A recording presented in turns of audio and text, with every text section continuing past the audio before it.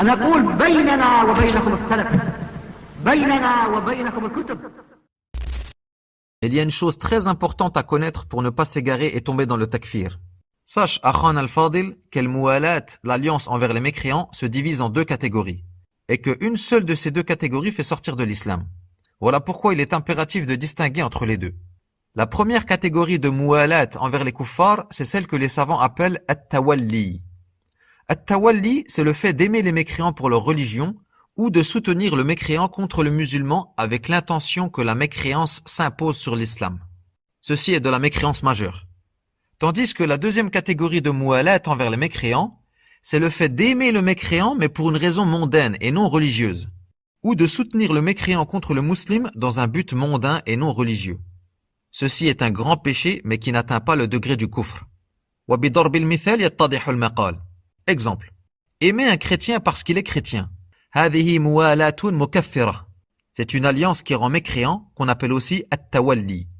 Mais aimer un joueur de foot chrétien par exemple pour sa manière de jouer et non pas pour son din, ceci est une alliance interdite mais qui ne rend pas mécréant. Taïb. Un musulman qui vend des armes à un pays kafir qui est en guerre contre des muslimines dans le but que le kufr domine l'islam.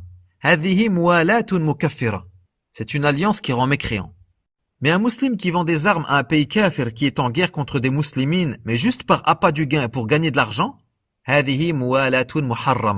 c'est une alliance interdite, mais qui ne rend pas mécréant. Quelle est la preuve? La preuve se trouve dans l'histoire de Hatib ibn Abi Balta'a, radiyallahu anhu, qui est un compagnon ayant participé à la bataille de Badr. Lorsque le prophète sallallahu alayhi wa sallam voulut conquérir Mecca, Hatib eut peur pour sa famille et ses biens à la Mecque, car il n'avait personne là-bas pour les protéger.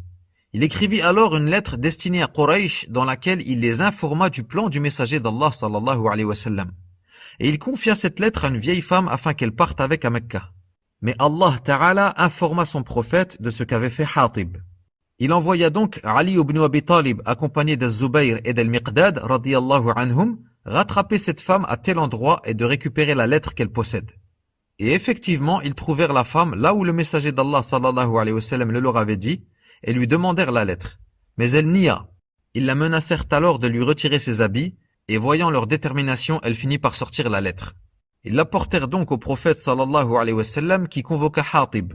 Puis lui dit « Ô Hatib, qu'est-ce qui t'a poussé à faire ça ?»